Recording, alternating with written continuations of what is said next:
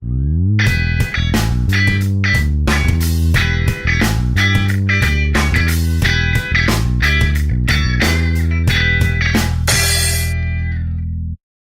palavra pessoa, não é? Ela é usada muitas vezes, quer dizer, em vez de usar pessoa, se usa sujeito, não é? Se usa indivíduo, não é? Sujeito, indivíduo, tudo com o mesmo significado, assim, né? Misturando esse significado. Nada contra, né? Tem coisa muito interessante escrita, por exemplo, o Renan lembra do Norbert Elias. O Elias tem um livro fantástico chamado A Sociedade dos Indivíduos. A Sociedade dos Indivíduos, Norbert Elias, não é? Esse livro ele escreveu entre 1939 e 1989. Porque não foi um livro que ele escreveu, é uma reunião de tudo que ele escreveu em 50 anos de produção sobre o equilíbrio entre o eu e o nós. Tudo que ele escreveu sobre a relação entre o eu, uma pessoa, né? Um indivíduo, um sujeito, e o social, não é? A relação com os outros. Então, o primeiro artigo do livro é de 39, depois vem outro, vem 8, uma coerência, uma coisa muito bonita. Logo de início, ele discute um pouco. Olha, fala uma pessoa, indivíduo, não é? Sujeito, não sei o que lá, ele fala, reconhece as diferenças, mas eu não vou dar bola para isso, a minha aqui é essa, eu vou chamar de indivíduo, né? Indivíduo. E chama de indivíduo de ponta a ponta e que mal faz. A gente está entendendo que o que ele está chamando de indivíduo é a pessoa que representa papéis, porque, como ele mesmo destaca em todo o livro, não é? Se vê um indivíduo como um feixe de relações sociais, não é? Um indivíduo como representando um feixe de papéis. A sociedade é como se fosse um sistema de distribuição, atribuição de papéis. Então, cada um representa papéis, não é? Desempenha papéis e é assim que ele vê o indivíduo, né? Eu prefiro a palavra pessoa, mas isso é uma questão de gosto, né? Por quê? Porque a palavra indivíduo, a etimologia nem sempre a gente tem que levar a sério, mas a palavra indivíduo, ela tem uma etimologia muito pobre. Indivíduo quer dizer, literalmente, assim, aquilo que não se divide. É ótimo que uma pessoa não se divide, mas sabe qual é o correlato da palavra indivíduo? Indivíduo é latim. O correspondente em grego, sabe como é? Para vocês verem a inconveniência, é átomo. O que é tomo? Não são as divisões, os tomos de um livro, né? Átomo era aquilo que não se dividia. Hoje, o que se chama átomo na física já se divide em mais de 400 pedaços, né? Partícula de tudo que é tipo. Mas na origem o átomo era o indivisível, né? Era aquilo que não se dividia, tá certo? Pensar um indivíduo como um átomo é terrível, né? Porque átomo não tem consciência. A exigência fundamental é a consciência, né? Consciência quase que automaticamente a gente fala consciência pessoal, né? Associar a pessoa à consciência, não é isso? Então a palavra indivíduo, ela parece menos adequada. Mas não é o caso de brigar com a palavra. O Elias fala tudo isso no início do livro dele e ele diz, só que eu vou falar indivíduo e fim. Outra figura importante, assim, noutra área, psicanálise, mas que também usa indivíduo como uma coisa forte e pessoa como uma coisa secundária, é o Jung. Jung, né, o processo de construção assim, da gente, psíquica, ele chama de individuação. E persona, ele usa só a ideia de persona, de máscara, como se fosse uma coisa menor, você vestindo, né, assim, representando um papel, ou outro papel, né? E assim, como coisas excepcionais. E ele chama esse processo de crescimento de individuação, né? Então, é entender o uso e não brigar por uma palavra específica, tá certo? Mas no Elias, que usa indivíduo, o indivíduo para ele é um feixe de papéis. E é esse o ponto. Aí é que diz, nós estamos completamente de acordo, não é? O livro do Elias, que o Renan falou, chama-se A Sociedade dos Indivíduos.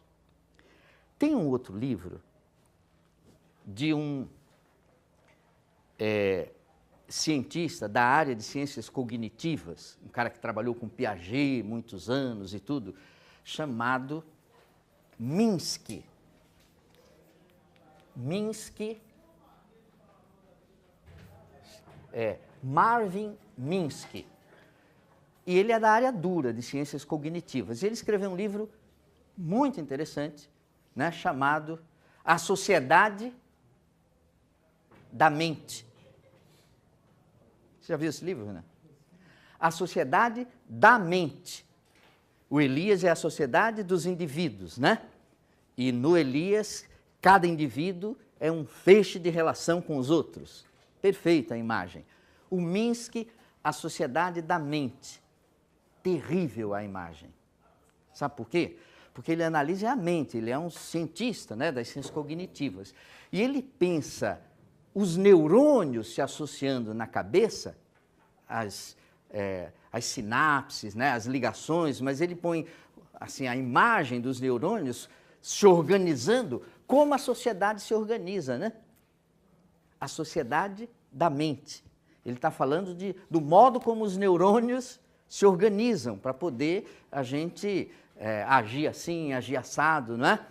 Eu digo, essa imagem é uma metáfora, então não tem que brigar com a metáfora, mas é pobre no sentido de que um neurônio não tem consciência, né? O neurônio está mais para eu pensar assim no átomo do que numa pessoa, não é isso? Então, mesmo que ele chamasse de pessoa, ele estaria com uma noção que não bate bem com o que a gente está propondo, não é verdade? O Minsky, né? Então, aqui mais duas coisinhas ainda sobre essa ideia inicial de pessoa, né? Primeiro, sujeito. Sujeito também se usa. Foucault prefere, não é? O meu amigo Foucaultiano. Foucault é pessoa, é sujeito, muito mais do que pessoa ou indivíduo, não é? Que é a palavra para o Foucault tratar desses assuntos, não é verdade? Sujeito é uma palavra rica, interessante, né? Prefiro pessoa, mas entraria no sujeito tranquilamente. Sabe por quê? Porque sujeito é uma palavra ambígua, profundamente ambígua. Em português, quem é o sujeito? É aquele que realiza a ação, não é? Você quer ser o sujeito, no sentido de que você é quem faz, né? Mas sujeito também é quem se assujeita, e o Foucault pegou por aí, né? O assujeitamento do sujeito às normas, não é? O assujeitamento. Mas aliviar essa interpretação Foucaultiana é pensar da seguinte maneira: a gente se constitui como sujeito, a gente é quem faz, realiza a ação, mas se sujeitando, se submetendo à existência do outro. Eu não ajo como se o outro não existisse, não é? A gente vive em sociedade, não é? E eu quero ser o sujeito, mas eu me sujeito, ou me submeto à existência do outro que está ali na frente. E aí a palavra sujeito cresce, não é? Foucault explora exaustivamente, sempre de modo pertinente, mas o lado negativo do assujeitamento, não é? Dessa submissão. Livros como Vigiar e Punir, não é? Essa submissão, tá certo? Essa questão dos presídio, manicômio, né? Normal, a ditadura do normal, né? A submeter todo mundo a um padrão de normalidade que é opressor, não é isso? Então ele examina isso, mas há essa riqueza, né, e essa ambiguidade na própria palavra sujeito. E uma outra questão meio agronômica, mas entre a agronomia e a metafísica, é a seguinte: ó, uma pessoa, como esse feixe de papéis, pergunta agronômico-metafísica. Uma pessoa é como uma cebola ou como uma alcachofra? Tomar uma decisão a respeito dessa pergunta é tomar uma decisão de vida. Se uma pessoa for como uma cebola, camadas, camadas, camadas, papéis, papéis, papéis, você vai, tira um papel, tira outro papel, vai eliminando os papéis, o que sobra? Lágrimas, lágrimas. Não sobra nada. Não é verdade? Então, uma pessoa, há quem pense na pessoa como isso. Feixe de papéis socialmente determinados e, acabando os papéis, não tem pessoa, não sobra nada. É uma visão da pessoa, não é? E há quem pense na pessoa como uma belíssima alcachofra. A alcachofra tem todas as pétalazinhas, né? Todos os invólucros, mas você vai tirando um e, não é? Tirando outro. Só que o miolo da alcachofra é o melhor da alcachofra, não é? Quando você despe a pessoa de todos os papéis, aí sobra um fundo da alcachofra, né? Que é a coisa mais preciosa na pessoa. Quem acredita nisso, ou quem vai por aí, vê uma pessoa de outro modo. Ortega y Gasset, não é? O filósofo espanhol, né? Vai por aí. E ele tem um conceito que é a pura alcachofra, né? É um conceito... ele nunca falou de alcachofra, eu estou deturpando lá. Mas ele tem um conceito assim de que há em cada pessoa um fundo insubornável. A expressão é do Ortega y Gasset. O fundo insubornável de uma pessoa, né? Quer dizer, nesse âmbito, nesse fundo insubornável, ninguém pode entrar. Se você mexer nesse âmbito, você altera a pessoa, é outra, passa a ser outra pessoa. Não é? Nesse fundo, nesse âmbito interno, você é a maior autoridade sobre si mesmo. Ninguém de fora pode decidir. Não é? Senão é acabar com a pessoa, destruir a pessoa. Né? Esse fundo insubornável cheira a alcachofra, né? Quer dizer, por mais que a gente represente papéis e a gente apareça publicamente como um feixe de papéis, em cada pessoa há esse fundinho assim. Por razões de trabalho, em 2008, 2009, né, na Secretaria da Educação, eu ia semanalmente, nas terças-feiras, para uma reunião lá na Secretaria, né? Depois as reuniões ficaram mais esporádicas, mas quando você vai continuamente aí, né, toda terça está lá na Secretaria, na Praça da República, aqui em São Paulo, aí algumas coisas marcam muito, né? Por exemplo, o prédio da Secretaria, aquela beleza ali, a Praça da República, tudo muito bonito, e um monte de gente, reunião 8 horas, 8h30, gente que dormiu no chão ali, mais do que dormiu no chão, né? As necessidades fisiológicas todas ali, muito, né? Ali, e a pessoa lá sentada, às vezes dormindo, a maior parte das vezes dormindo, fezes, não é? Urina, e parece bicho, e uma coisa assim, na Praça da República, orlando o prédio da Secretaria da Educação. Aí você vê uma semana, vê outra, se vocês forem lá, diariamente tem isso, né? Depois dá uma limpada, começa o dia de novo, e aí da manhã vai ter outra vez, né? Aí você olha para uma pessoa daquelas que está ali, e se você for pensar em termos de cebola, não sobra nada, né? O que tem ali? Que papéis que ela representa?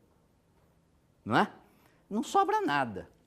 Mas quando você pensa na alcachofra, você diz, puxa vida, ó, um miolo tão bom desse sendo jogado fora, desperdiçado aí, não é? Porque é uma decisão sua de achar, de pensar na pessoa como uma bela alcachofra, né?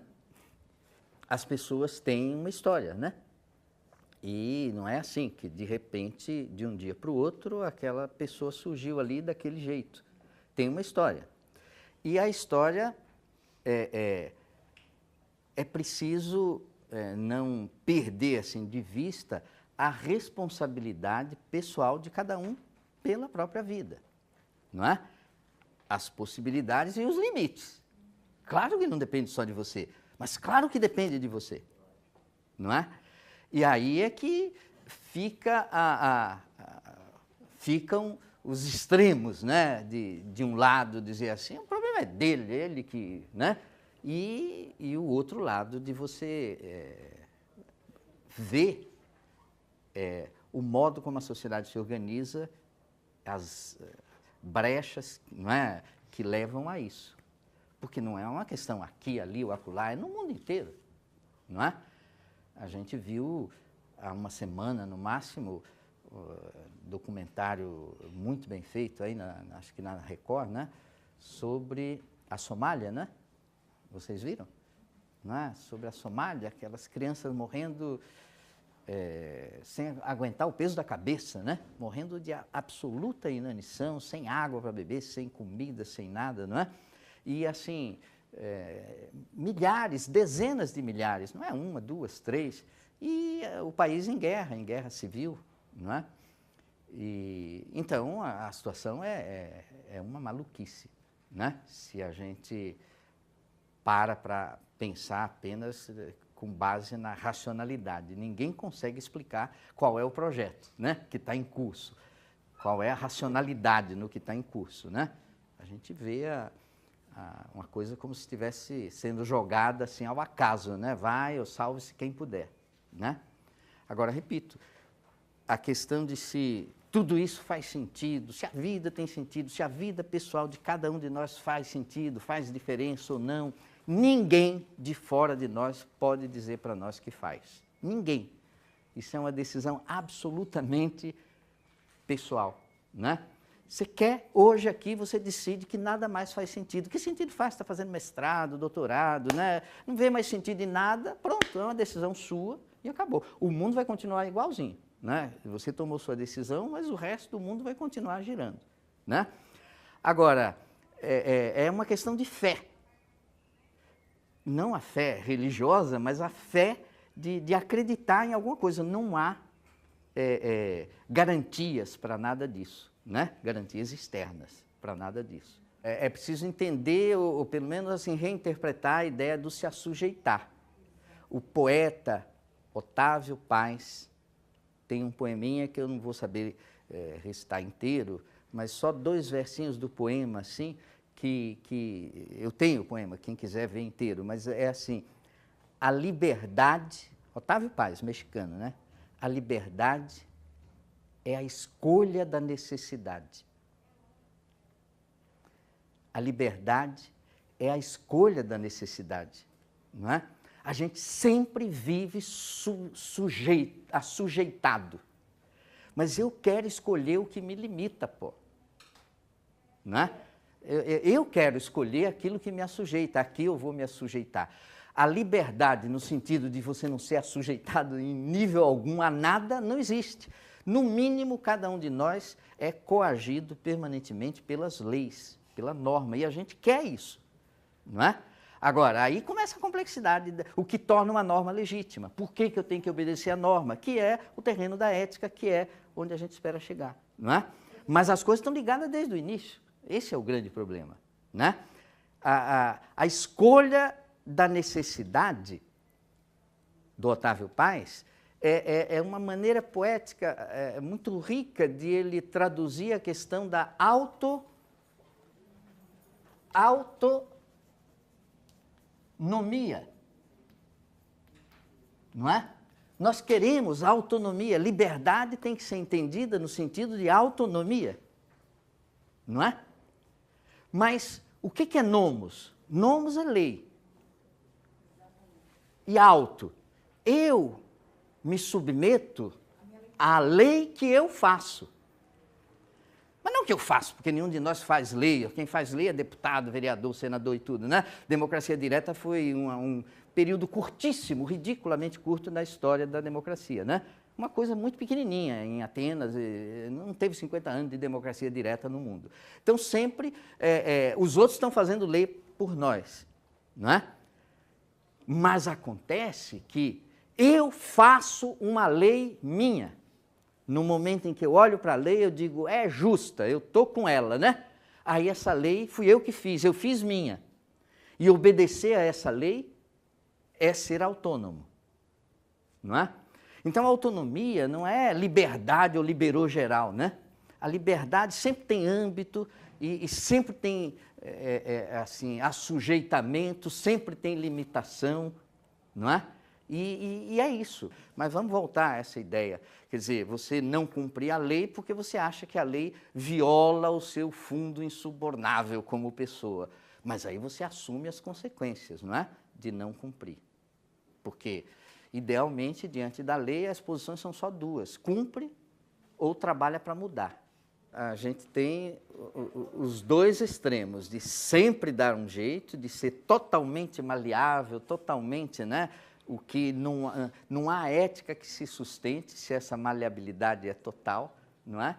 Ou a rigidez absoluta que faz com que uma pessoa chega na rua, o semáforo pifou, está vermelho, pronto, ela vai morrer ali, porque pifou o semáforo, mas eu não posso passar um farol vermelho, então eu paro, não é? Alugo uma casa ali e fico morando. Ele não tem o discernimento de dizer, pô, está quebrado o farol, eu vou furar a lei, né? A lei é que está errada aqui nessa situação, não é? Mas veja como a situação é delicada, não é? Agora veja, se considera que há, assim, 3 vertentes básicas, assim, grandes, né, da psicanálise, pensando o homem, o ser humano, o que é o homem e tudo, né? Uma mistura de antropologia e psicanálise, né? Uma vertente freudiana. E aí, supostamente, né? Simplificando, porque pode parecer até caricato, mas a grande vontade que nos move é a busca do prazer, não é? Ou pelo menos, enquanto a minimização ou diminuição do sofrimento, né? Mas o prazer. Uma outra vertente, acho que é a do Adler, e aí nessa do Adler vem Foucault, Nietzsche, não é? Schopenhauer. Aí o que nos move, quer dizer, o motor de tudo é a busca de quê? Não é do prazer. Schopenhauer era um chataço lá, prazer para ele era uma palavra meio maldita, né? Mas era a vontade de poder. Era isso que era o motor de tudo, né? Nietzsche, a vontade de poder, né? E há uma terceira corrente, menos poderosa, né? Menos visível aí, mas onde se situa o Frankl, o Viktor Frankl, mas aqui também se situa Erich Fromm, né? Que escreveu bastante, muito mais do que o Frankl, né? Que diz assim, não, o que nos move é a vontade de sentido. Ver sentido nas coisas, né? E diz assim, você até sofre numa boa se é por uma causa que você vê que tem sentido para você, né? Você quer fazer um concurso, uma prova, não sei o que lá, e você vara noites estudando, né? Sofre no sentido de sacrifica e não sei o que, mas você está vendo o sentido daquilo, não é? E o poder, quem busca, e a gente acha legítimo, é quem busca por alguma razão, como meio para fazer alguma coisa que faz sentido, não é? Mas esvaziado da ideia de sentido, né? O poder, o que é o poder? Você vai brigar pelo poder para quê? Não é? Qual é o que está por trás, o que está, não é? Na universidade, por exemplo, assim, você quer ser o reitor, quer ser isso, quer ser aquilo, né? O poder, o diretor e o chefe, não sei mais o que é isso, mas para quê? Pode ser que você tenha uma grande ideia de universidade, que você só consegue implementar se você chegar a ser reitor. Você acha? Aí você entra nessa, mas o sentido está no que você vê naquela busca, né? Não, eu quero porque eu vou fazer isso, vou fazer aquilo. Mas o poder, pelo poder, é uma coisa, não é? É difícil de justificar. Agora, o sentido é uma palavra interessante porque ela se liga com sentir, com sentimento, e eu acho que dá para a gente dizer assim que o que não é sentido não faz sentido. O que você não sente, não é? Não faz sentido. Porque na retórica e grega e tudo, quer dizer, Aristóteles, há o logos, a racionalidade do logos, né? Há o patos. Patos é o sentir, né? Patologia, os sintomas e o, assim, simpatia, antipatia, tudo do patos, não é? E você, num discurso, não basta o logos. Você tem que atingir a plateia, e você atinge a plateia com o patos. É com essa dimensão do sentimento, né? Da emoção, não é? Por aí. E não basta nem o logos, nem o patos, é preciso o ethos, que são as 3 dimensões, assim, aristotélicas, para buscar a eficácia, né, com a palavra, né? E o ethos, são os valores, é a ética, é assim, quem está falando? Porque uma pessoa vem aqui cheio de argumentos sedutores, patos, né? Ela nos, né, seduz a todos, tem até um discurso lógico, só que é um vigarista. Aquilo que está, né, é um grande vigarista. Né? Falta o ethos, a autoridade, a confiança nossa, não é? Então, o sentido é a porta de entrada. Mas a gente precisa do logos. Não dá para ficar só no sentir, né? E aí é que as pessoas, né, veem a mesma coisa e o sentido é diferente para cada pessoa. Né? Eu olho para algo acontece aqui na sala e o sentido para mim é um, para o Daniel é outro, não é? Para o Leonardo é outro, o sentido é diferente, né? Mas a gente espera que haja a possibilidade do logos, de eu conversar, né, racionalmente com o Daniel, né, com o Leonardo, com todo mundo, a respeito do que a gente está vendo. A gente espera que haja essa possibilidade da comunicação, da ação comum, da comunicação, não é? E essa parte partilhável do sentido é que a gente aposta que existe e dá o nome de significado, não é? A gente quer que as coisas tenham um significado, né? E a epistemologia, o conhecimento, conhecer é conhecer o significado. O próprio conhecimento, conhecer algo é conhecer o significado, não é?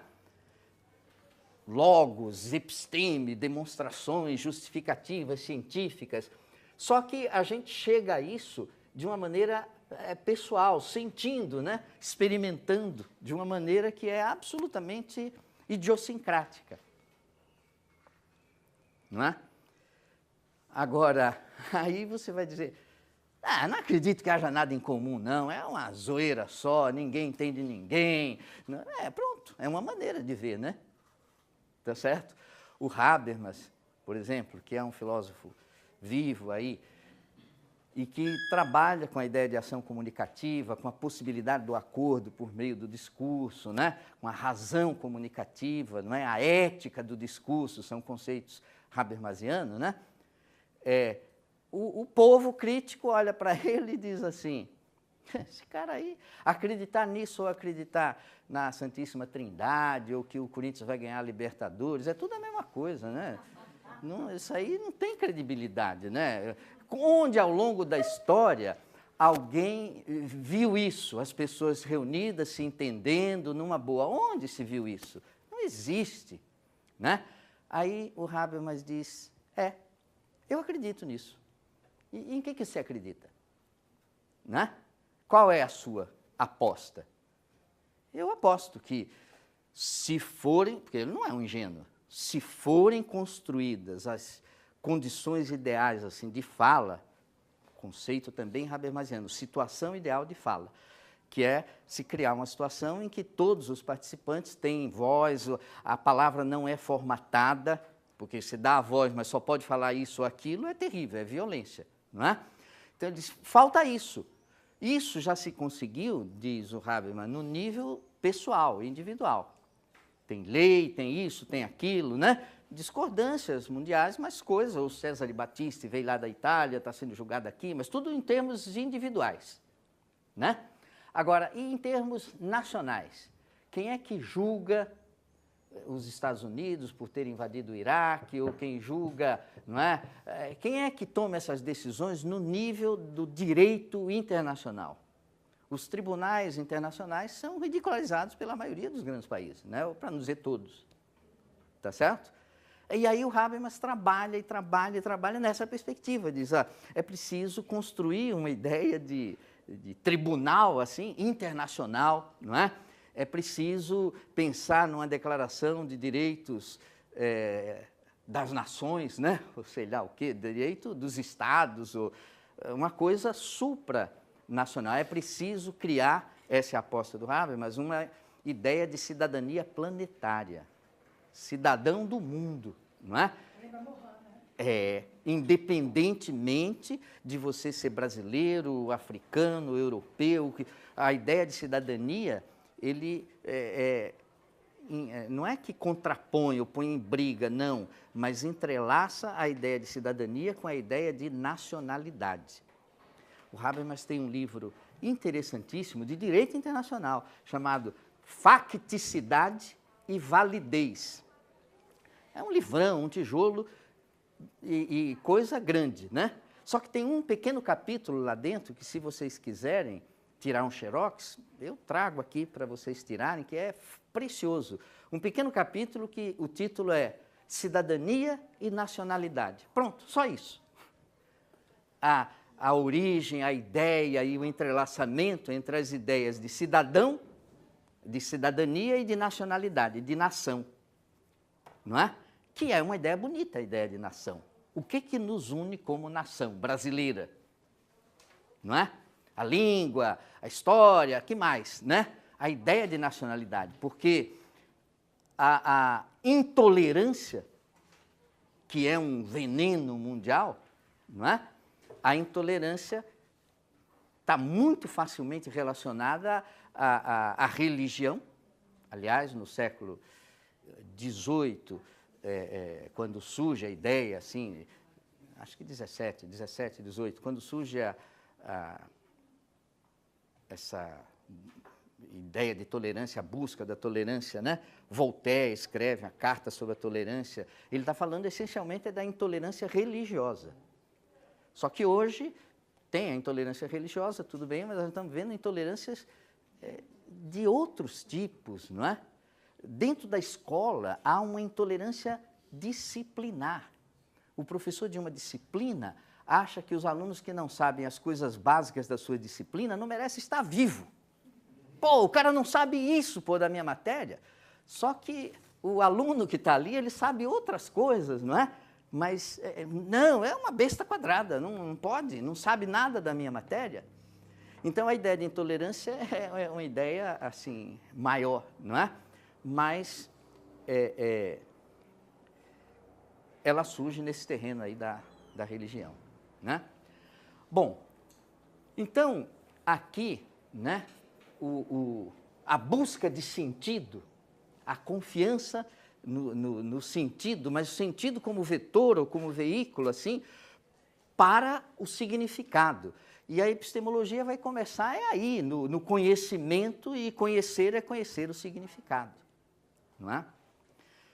Bom, o tempo voou, mas eu queria falar um pouquinho, eu deixo os desvios para depois, mas um pouquinho, um tostãozinho da ideia de profissão, né, e de profissionalismo. Olha, a ideia de cidadania, ela articula o individual, pessoal, e o coletivo, não é?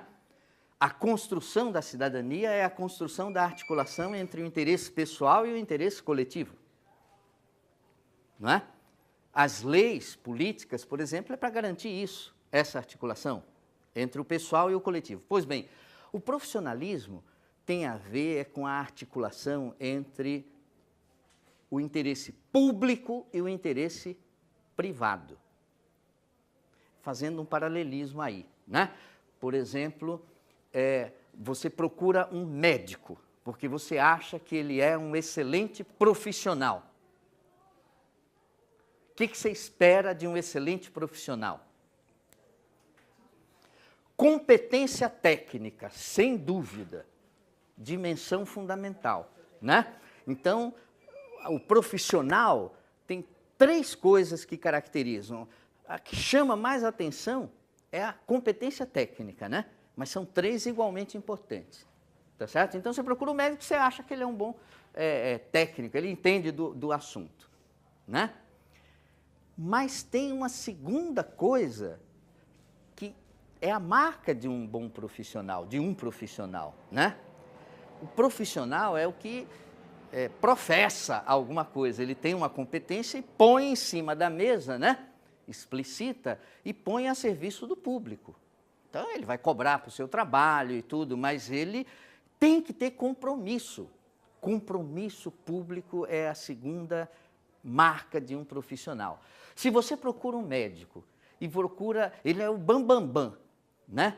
Técnico, mas você diz assim, o cara é um vigarista, pô, né? Ele trabalha nessa empresa, o patrão não está pagando ele direito, ele vai me ferrar, porque para se vingar do patrão, vai sabotar e não sei o quê. Pô, isso não é? Você procura um médico porque você confia nele como pessoa, né? Confia nele assim, ele pode estar sofrendo os problemas dele, cada um de nós tem seus problemas pessoais, problemas trabalhistas, não é? Mas você, ao atender o público, você não vai sabotar, né? Você não vai deixar isso aparecer. A gente vai para a aula da gente, às vezes, cheio de problema na cabeça e vai dar aula. Não vai dar uma aula compatível com o seu grau de preocupação, não é?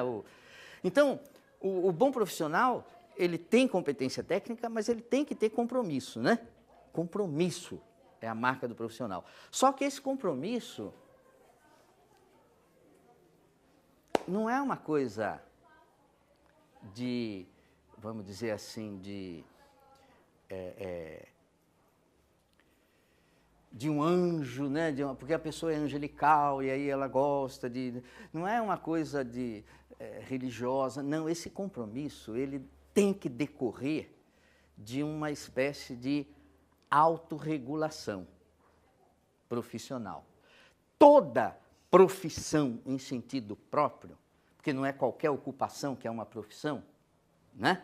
Toda profissão com esse nome, você lembra logo de 3 imediatamente. A saúde, as relacionadas com a saúde, com a educação e com o direito. 3 profissões clássicas, não é? Então, tem que ter competência técnica e tem que ter compromisso, não é? Mas esse compromisso decorre de uma autorregulação. O que eu quero dizer é o seguinte, é que médico não pode ser pautado exclusivamente pelo mercado e nem pode ser pautado exclusivamente pelo governo. Tem o Estado e tem o mercado. O médico, quem pauta o médico, né? Diz o que pode, o que não pode, tem um código de ética, tem o quê? O que é?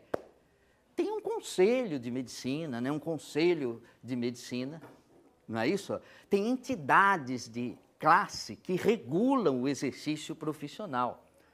Direito tem OAB e tem instituições de classe, não são instituições sindicais. Essa tem que ter também, mas é outro departamento. Eu não estou falando de sindical, né? Para ver o salário correto, os direitos, os deveres, não é a instituição sindical que eu estou falando. É a instituição que regula o exercício profissional. Não há profissionalismo sem essa autorregulação, não é? Porque aí você deixa, é a selva, é cada um por si, não é? No nosso caso da educação, a gente está bastante carente e há muito tempo de instituições reguladoras da atuação profissional, não é? Nós temos instituições sindicais, legítima, mas repito, é outro departamento, né? E, teoricamente, a gente teria um Conselho Nacional de Educação, teria conselhos estaduais de educação, que seria para regular, né? E é para regular. Só que, na prática, a teoria é diferente, porque a gente pensa, qualquer um de nós, assim, sem se dar muita conta, pensa num conselho, já pensa como se fosse um órgão do governo. não é? Conselho Nacional de Educação, parece que é uma coisa do governo. Ninguém pensa na OAB como sendo uma coisa do governo. Mas pensa no Conselho Nacional de Educação e pensa é um órgão do governo. Não é, mas acaba funcionando como se fosse, não é? E então a gente está tem uma coisa muito atrelada ao governo e uma coisa muito atrelada ao mercado, que é a regular do salário e tudo, não é? Da remuneração. E o exercício mesmo da profissão, nós estamos carentões aí, não é? Mas isso é um ingrediente fundamental da formação profissional, não é?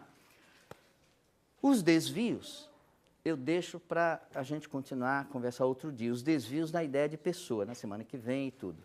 Os desvios do profissionalismo, eu posso até falar rapidamente para vocês. Sabe, 4 desvios do profissionalismo bem marcantes que a gente vê aí no dia a dia? Corporativismo é um desvio do profissionalismo. Qual é o desvio? Como é que se caracteriza o corporativismo como um desvio? O corporativismo é você ter compromisso com a sua gangue, com a sua turma, né? Aí você age de modo corporativo, né? Mas é assim, o compromisso é com os meus, os advogados cuidando tem que cuidar do exercício profissional do advogado, mas o interesse é público, o compromisso é público, não é? O amadorismo é um desvio do profissionalismo, muito presente no magistério. Você dá aula, é gostosinho, eu dou aula, é gostosinho, é legal, né? No dia que deixar de ser gostosinho, eu vou embora. É o recado tácito, não é? Porque você tem que gostar do que você faz e dar aula porque você gosta. Mas eu dou aula, você dá aula pelo compromisso que você tem. Você assume um compromisso, não é uma questão de amar o que faz, que é a do amador. Fazer porque ama, acha legal, né? Mas sem compromisso, não é? Outro desvio do profissionalismo é o tecnicismo. O governo mesmo derrapa direto nesse desvio tecnicista. Quando o governo, todos os níveis, federal, estadual, municipal, quando fala, por exemplo, de formação do professor, não, tem que capacitar os professores, o que vem? Curso de conteúdo, não é? Raras vezes vem alguma coisa que signifique o quê? Participação do professor nas instâncias que definem os rumos e tudo, os projetos, não é? A capacitação dos profissionais da educação, o próprio governo, nos diversos níveis, entende como formar tecnicamente, né? Ensinar conteúdo. É pouco, não é? A gente precisa vestir a camisa, mas para vestir a camisa você precisa ter a consciência do projeto. O que é mesmo? Qual é? Em que luta que a gente está, né? Qual é a grande meta? A gente precisa se inserir nisso. Não é que tem que ser a meta que a gente vai pôr, mas a meta posta tem que se transformar em nossa, né? Eu tenho que ser conquistado para essa meta, convencido, não é? Tem que ter isso. Isso é formação, é capacitação profissional, não é? Então, o tecnicismo é um desvio, o tecnicismo, o amadorismo, o corporativismo e o quarto desvio mais visível, sabe qual é? É o mercenarismo. Sabe o que quer dizer mercê em latim? Mercê, assim como se fala com ES, né? Mercê é pagamento. Pagamento. Então, o mercenarismo é assim, o meu compromisso é com quem me paga. Pagou, eu estou inteiramente compromissado, né? Não pagou, meu amigo, né? O meu compromisso é com quem paga. Hoje mesmo, nos jornais, a gente está vendo fotos de mercenários que estão sendo apontados, que estavam lutando pelo Gaddafi, né? Lutando na Líbia pelo Gaddafi. E aí a imprensa mostra, os rebeldes mostram, olha aí quem estava lutando por ele, era mercenário. Está no jornal hoje, foto e tudo. Quer dizer, esse cara estava lutando pelo Gaddafi, não é porque ele acreditava no Gaddafi, ele estava lutando pelo Gaddafi porque o Gaddafi estava pagando para ele, não é? Isso é um desvirtuamento, assim, não é? Da ideia de compromisso, é compromisso com pagamento. Pagou, eu faço. Fazemos qualquer negócio. Então, eu falei de 3 marcas do profissional e os desvios é que deixa escapar alguma delas, não é? A competência técnica. Quem não é competente tecnicamente, desculpe, não é um bom profissional. Pode ser muito dedicado, muito queridinho, mas às vezes é muita área e pouco volume, né? Muita área de aparência assim e um volume bem pequenininho, né? Tá certo? Agora, tem que ter competência técnica. Agora, tem que ter compromisso. Compromisso é fundamental, né? Mas isso, repito, não vem de graça, porque isso vem, o compromisso vem de eu me sentir envolvido, de eu participar efetivamente. Se o professor é deixado, por exemplo, para escanteio o tempo todo, ele só recebe as coisas para implementar, ninguém dá voz a ele, que compromisso você pode esperar, não é? Então, o compromisso vem dessa autorregulação, é o alimento desse compromisso, não é? Começa com instituições, mas instituições de regulação da atuação profissional, tá certo? Nós paramos por aqui, segunda parte vai ser a pergunta de vocês. Os desvios na ideia de pessoa são muito interessantes, mas a gente conversa na semana que vem.